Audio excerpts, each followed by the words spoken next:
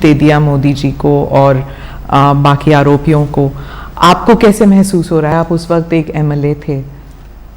देखिए, सबसे पहले क्लीन चिट नहीं है, मैं इसके बारे में बाद में बात करूंगा। सुप्रीम कोर्ट ने पूरे आरोपों को खारिज किया है और आरोप क्यों घड़े गए इसके बारे में भी सुप्रीम कोर्ट ने कहा है।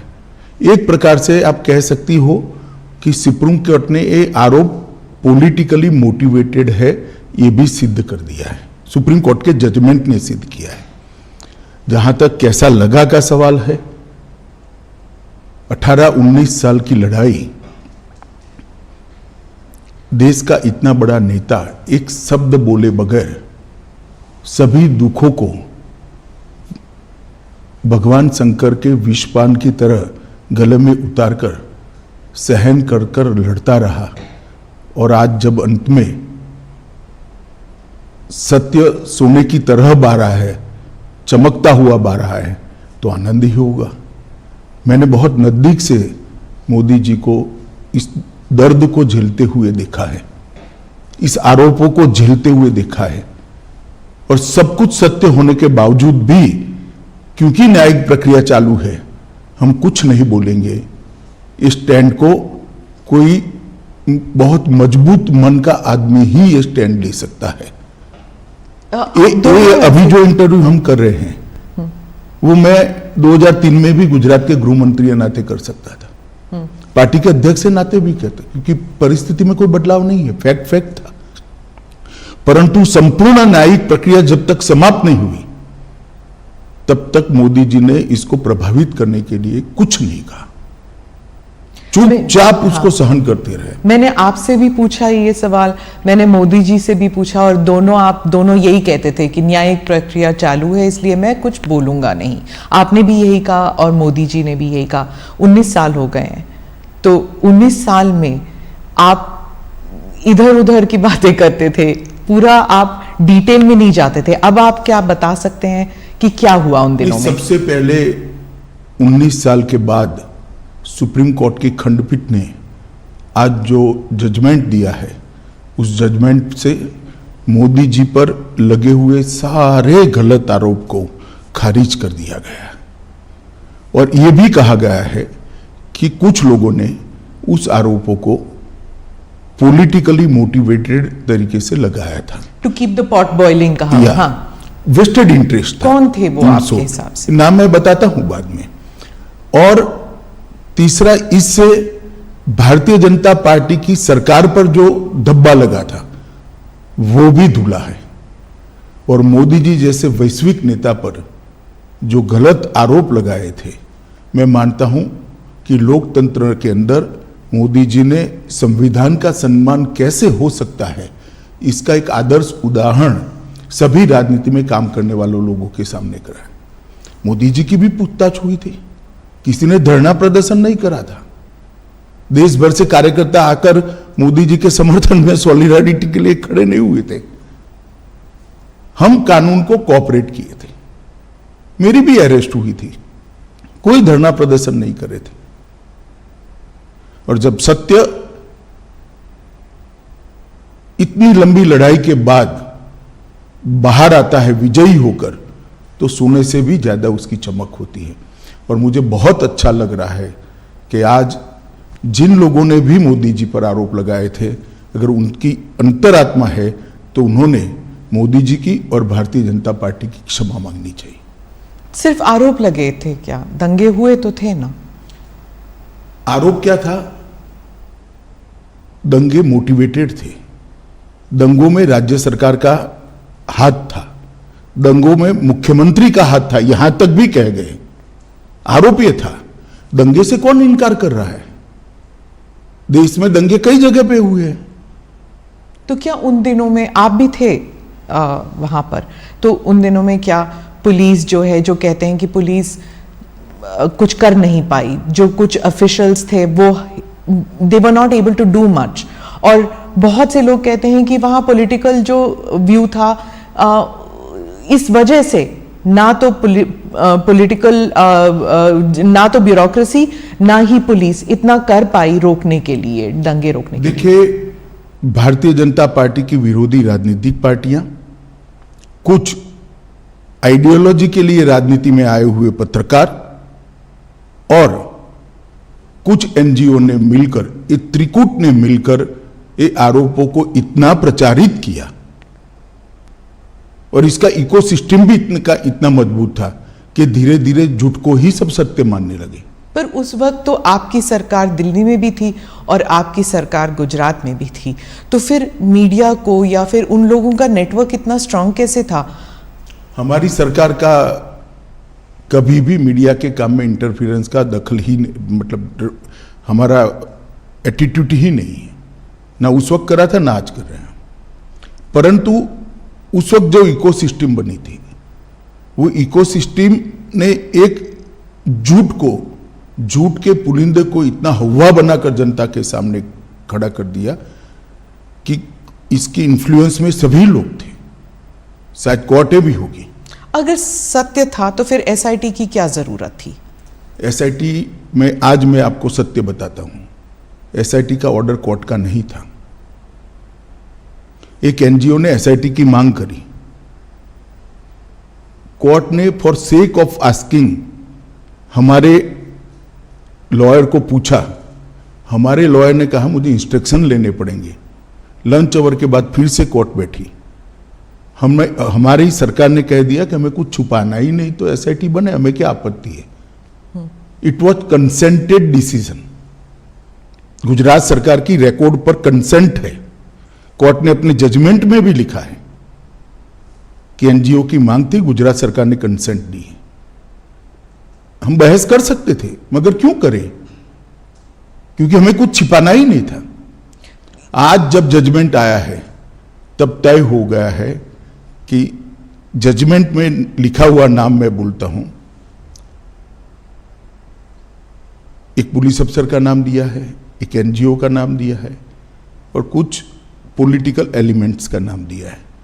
ये तीनों ने मिलकर जजमेंट के अंदर ये स्पष्ट कर दिया है कि सनसनी खड़ी करने के लिए झूठ बातों को फैलाया गया, झूठ बातों को आगे बढ़ाया गया और झूठे सबूत घड़े गए। एसआईटी को जो जब जवाब लिखवा रहे थे तब भी उनको मालूम था कि ये झूठा जवाब है, जिसको एसआईटी ने भी बाद में कोर्ट के सामने रखा कि ये झूठे जवाब थे और वो जानते थे कि झूठे। आज कोर्ट ने स्पष्ट कर दिया कि सरकार ने दंगा रोकने के लिए भरसक प्रयास किए। कोर्ट ने यह तय कर दिया कि मुख्यमंत्री ने बार बार शांति की अपील की थी। कोर्ट ने यह तय किया घटनाएं मतलब ट्रेन जलाने की घटना के बाद जो दंगे हुए वो सुनियोजित नहीं थे, स्वप्रेरित थे। ये भी कोर्ट ने आज जजमेंट में कह दिया और तहलका द्वारा किए गए स्ट्रिंग ऑपरेशन को भी कोर्ट ने खारिज कर दिया, क्योंकि इसका आगे पीछे का पूरा फुटेज जब आया तब मालूम पड़ा कि स्ट्रिंग ऑपरेशन पॉलिटिकली मोटिवेटेड है। सेना को बुलाया नहीं गया इतनी देर तक, 3 दिन नहीं बुलाया गया। आज सुप्रीम कोर्ट ने कहा देयर वाज नो डिले, लेकिन क्या सेना, अगर आप उस वक्त होम मिनिस्टर होते, गृह मंत्री होते, तो क्या आप सेना को बुलाते नहीं जल्दी? नहीं, जहां तक गुजरात सरकार का सवाल है, हमने कोई लेट लतीफी नहीं करी थी। जिस दिन गुजरात बंद का ऐलान हुआ उसी दोपहर को हमने सेना को बुला लिया था। सेना को पहुंचने में थोड़ा समय लगता है। आप हमारा हिसाब मांगती है, मांगना भी चाहिए, मुझे जवाब भी देना चाहिए, परंतु मैं क्लियर कर दूं, जहां तक गुजरात सरकार का सवाल है, 1 दिन की भी देरी नहीं की है। रिकॉर्ड बहुत स्पष्ट है, कोर्ट ने भी इसको अप्रिशिएट किया है। परंतु दिल्ली में सेना का मुख्यालय है, दिल्ली में इतनी सेना है, जब इतने सारे सिख भाइयों बहनों को मार दिया, 3 दिन तक कुछ नहीं हुआ। कितनी एसआईटी बनी? हमारी सरकार आने के बाद एसआईटी बनी। कितनी अरेस्ट हुई? इतने सालों तक सिख नरसंहार में विपक्ष की सरकारें रही, कभी अरेस्ट नहीं हुई, और वो लोग हम पर आरोप लगा रहे हैं पार्शियलिटी के।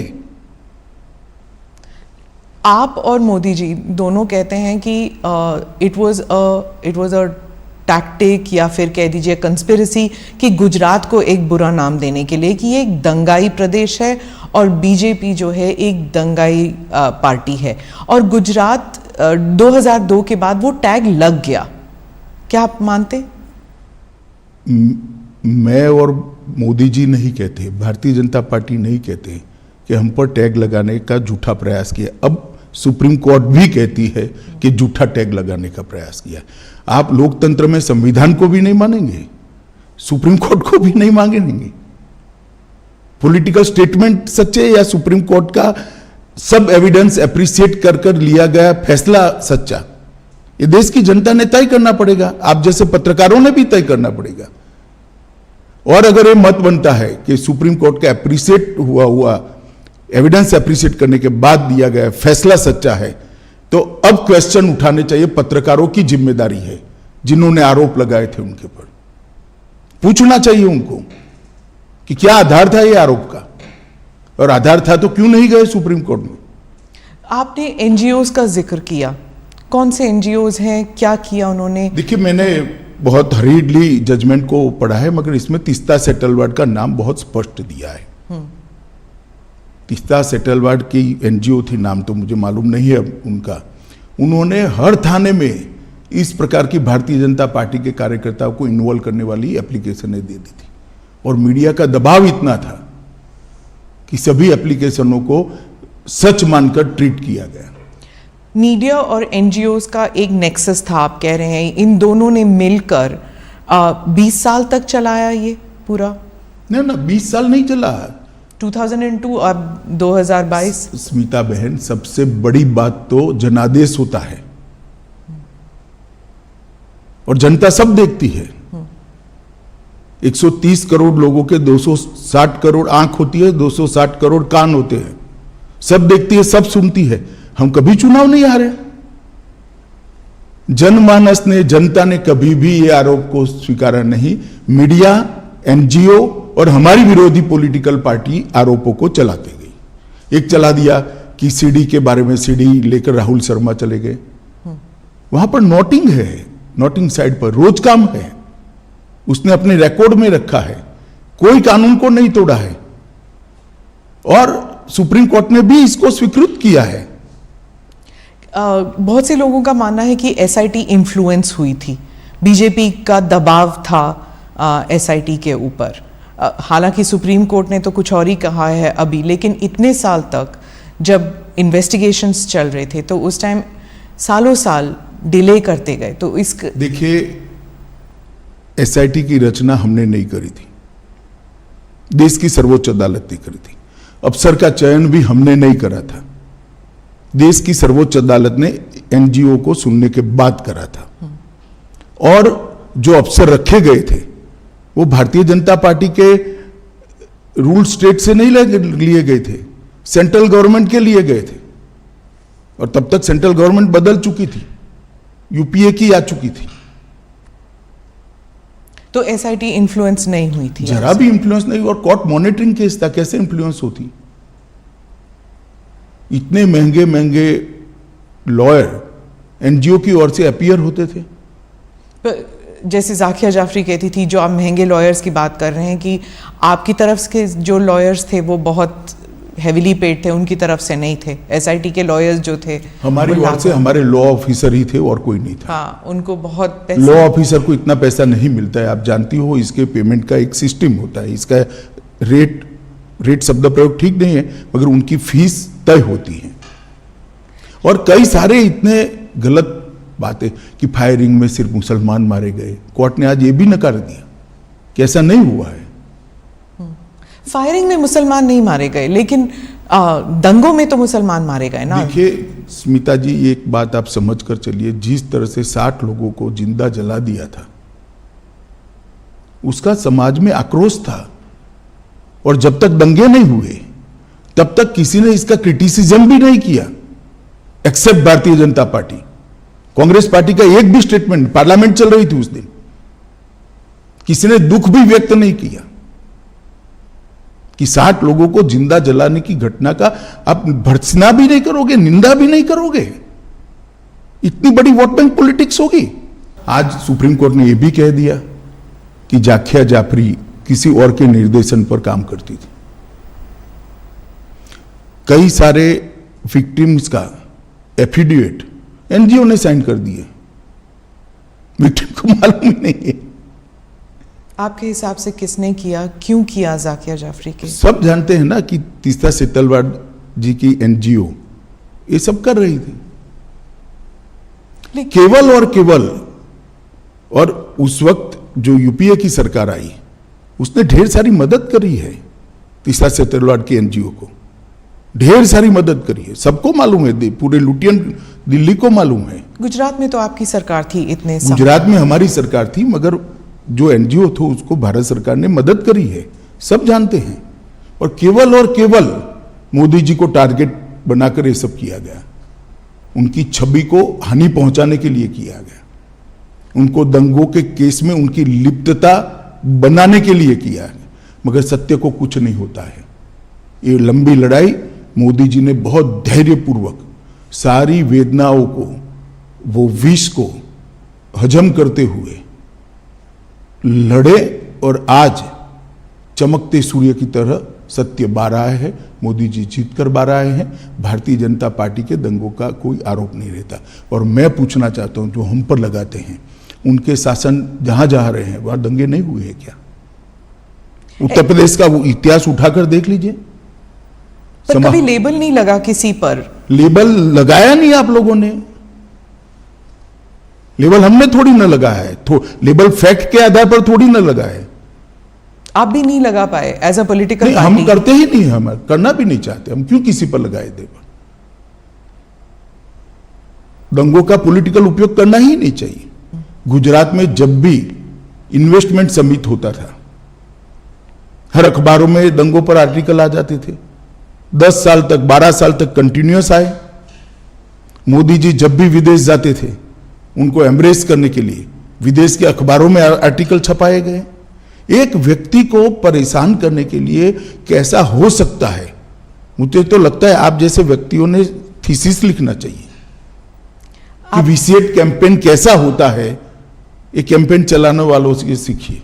तो इसलिए सुप्रीम कोर्ट का ये वर्डिक्ट इतना अहम क्यों है पार्टी के लिए और मोदी जी के लिए? मतलब आप जब इतिहास लिखेंगे आपकी पार्टी के लिए, तो 20 साल बाद, क्योंकि आज का जो युवा है वो तो जानता भी नहीं शायद 2002 में हुआ क्या, क्योंकि ये 20 साल पुरानी बात है।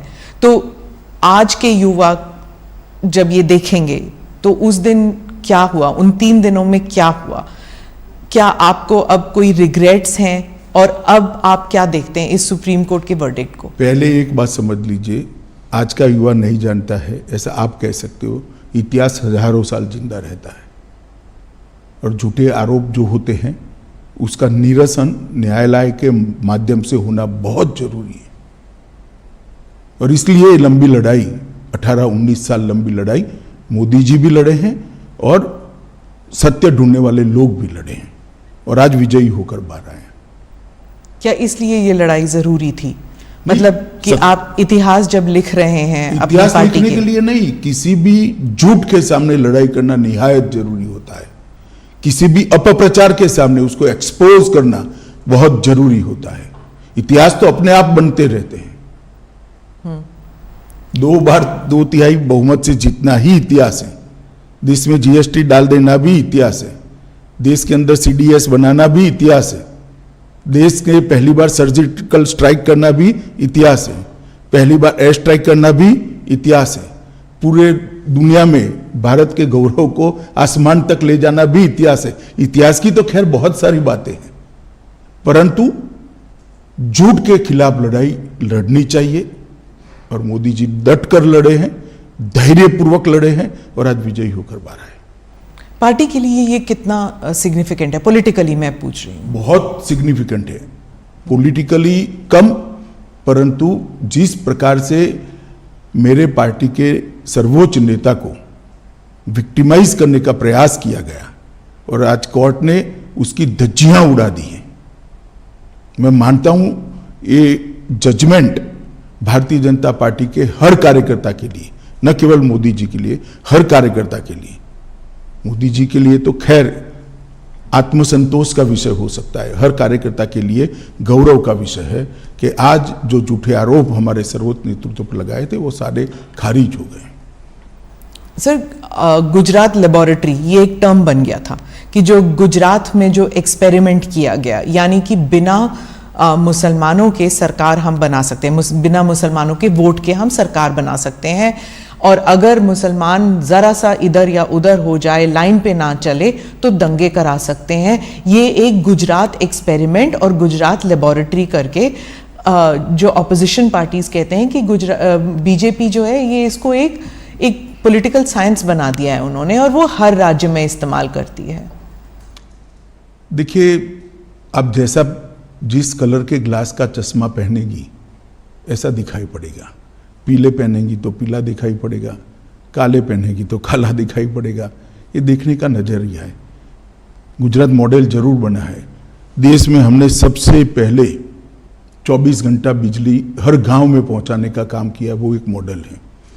देश के अंदर 12 साल के अंदर जीरो ड्रॉप आउट रेशियो, लगभग जीरो ड्रॉप आउट रेशियो, और 99% से ज्यादा एनरोलमेंट किया बच्चों का प्राइमरी एजुकेशन के अंदर, वो भी मॉडल है। गुजरात के ट्राइबल एरिया के लिए वन बंधु कल्याण योजना लेकर आए, वो भी मॉडल है। 10% ग्रोथ रेट के साथ 12 साल तक एग्रीकल्चर ग्रोथ रेट हमने अचीव किया है, वो भी एक मॉडल है। ढेर सारे मॉडल है, हाईवे से लेकर ग्रामीण विकास से लेकर अर्बन डेवलपमेंट तक। हमारे अर्बन डेवलपमेंट के एक्ट भी मॉडल है। जहां तक दंगों का सवाल आप कर रही है, आप एक बात समझ लीजिए, आप इतनी वरिष्ठ पत्रकार है स्मिता बहन, आप कांग्रेस के शासन के जो आपको ठीक लगे वो 5 साल, और भारतीय जनता पार्टी के शासन से जो आपको ठीक लगे वो 5 साल ले लो। कितने घंटे कर्फ्यू रहा, कितने लोग मारे गए, कितने दंगे हुए, और दंगे का ड्यूरेशन क्या था, कंपैरिजन कर लीजिए तो मालूम पड़ जाएगा कि दंगे किसके शासन में ज्यादा हुए। और दूसरी बात, ये दंगा होने का मूल कारण गोधरा की ट्रेन को जला देना था। 60 लोगों को, 16 दिन की बच्ची को मां की गोद में बैठे हुए जिंदा जलते हुए मैंने देखा है। मेरे हाथ से अग्नि संस्कार किया है मैंने गोता गांव में। इसके कारण दंगे हुए थे, और आगे जो दंगे हुए हैं वो पॉलिटिकली मोटिवेटेड थे। रिजर्वेशन का आंदोलन हुआ, दंगों में कन्वर्ट कर दिया गया। जब वो गोधरा से बॉडीज लेके गए थे अंतिम संस्कार के लिए, तब आपको लगा था कि ये there will be a blowback, मतलब कि कोई प्रतिक्रिया होगी? देखिए, उस वक्त किसी को सोचने की सुध बुध ही नहीं थी, इसलिए क्योंकि सबसे बड़ा प्रश्न ये था कि जो 59 लोग मारे गए हैं, इनके परिवार को उनका अंतिम संस्कार भी न करने देना। और कोई प्रोफेशनल इनपुट ऐसा नहीं था कि भाई इतनी बड़ी मात्रा में रिएक्शन आ जाएंगे। तो बॉडीज को परेड कर दिया गया था। परेड नहीं करा है, ये गलत प्रचार है।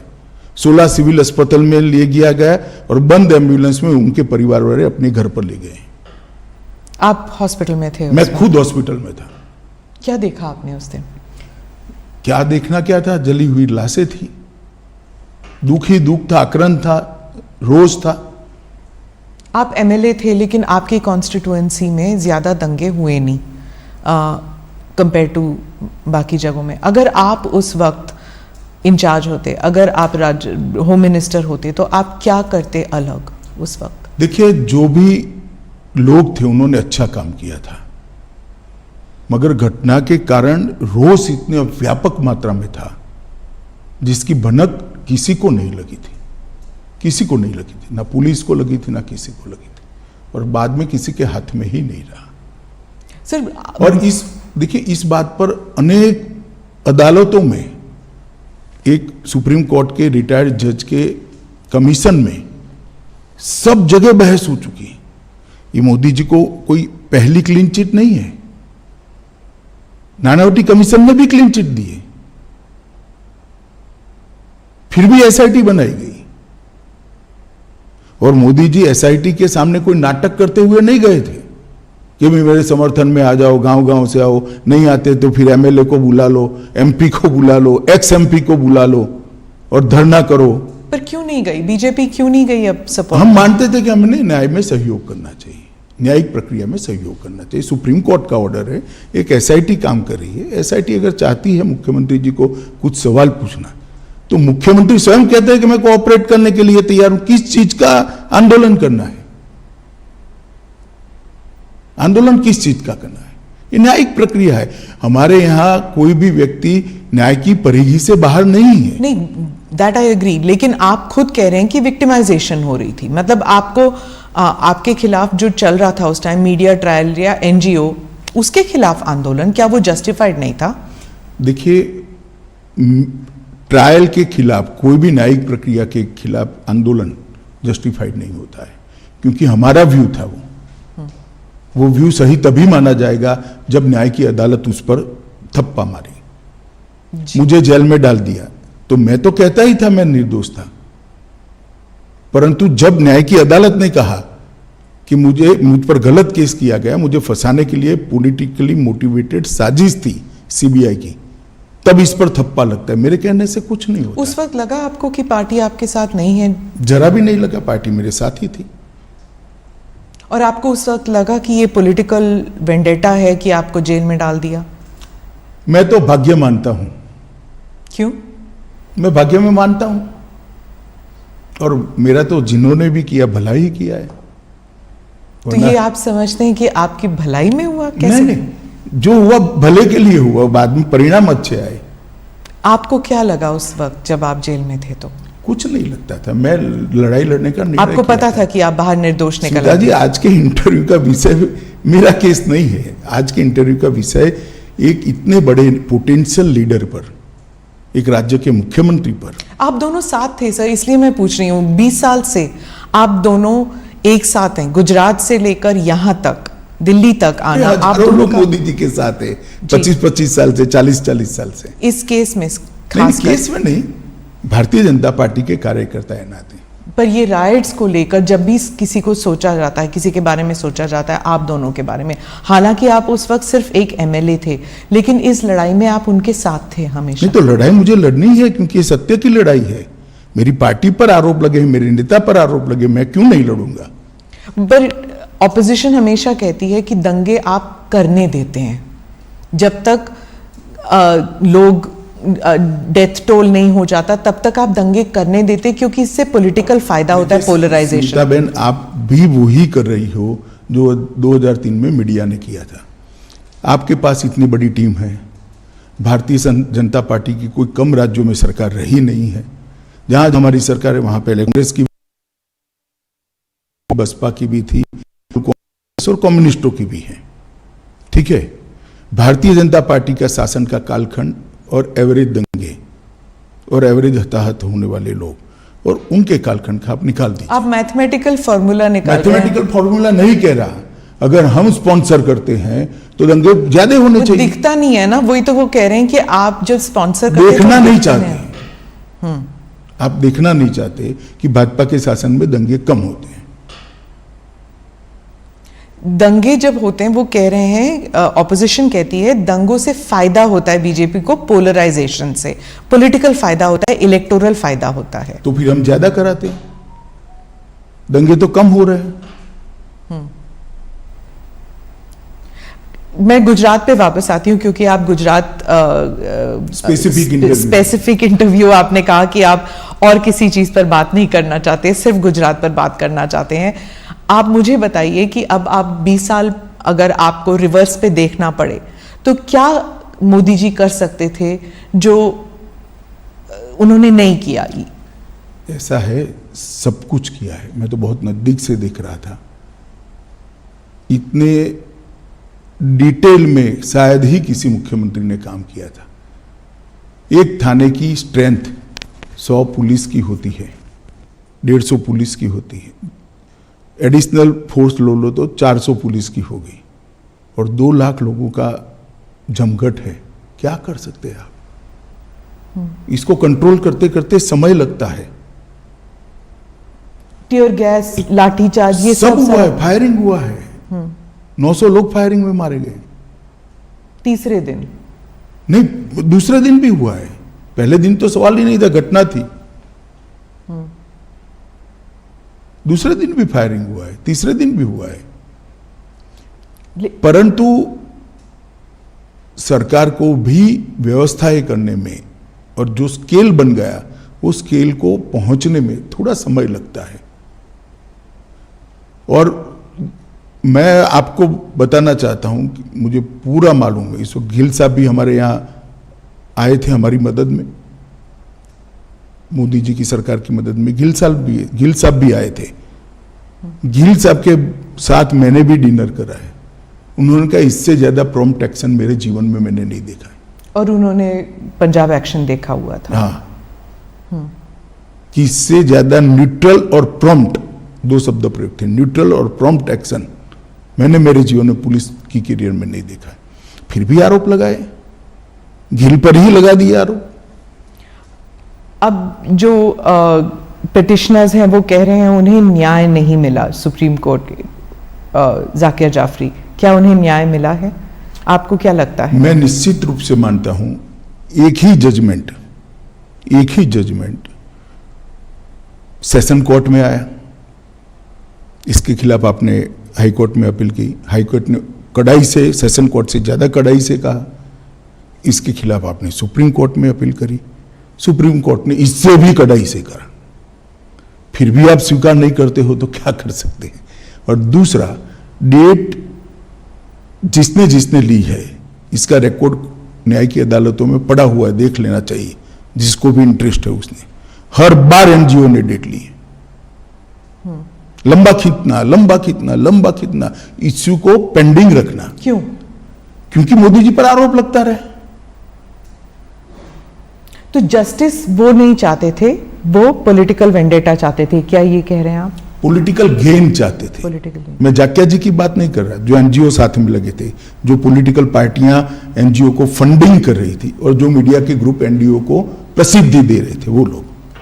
सर मुझे बताइए कि 2002 के बाद और इस न्यायिक प्रक्रिया के बाद क्या लेसन्स हैं? क्योंकि मंथन तो होता है आपकी पार्टी में और गवर्नमेंट में भी, सरकार में भी, तो क्या लेसन्स आप सीख चुके हैं इससे, क्या कि ऐसे अब कभी ना हो? ढेर सारे सुझाव आए हैं, वो सारे सुझाव मैं ही गृह मंत्री था, मोदी जी ही मुख्यमंत्री थे, गुजरात पुलिस ने अपनी कार्यपद्धति के अंदर इनकॉर्पोरेट कर दिए गए हैं। ट्रेनिंग मॉड्यूल भी बदले गए हैं, सूचना प्राप्त करने की पद्धति को भी बदला गया है, सूचना का ग्रेडेशन करने की नई सिस्टम इवॉल्व कर दी गई है, और सूचना ग्रेडेशन करने के बाद इसके अनुरूप एक्शन क्या होंगे, इसकी भी एक एसओपी बनाई गई है। इसलिए 2002 के बाद गुजरात में एक भी दंगा नहीं हुआ है। सेंटर स्टेट में जो तालमेल होना चाहिए राइट्स कंट्रोल करने के लिए, क्या उसे उसकी फाइन ट्यूनिंग मुझे लगता है व्यवस्था ठीक है, अभी जो व्यवस्था है वो ठीक है।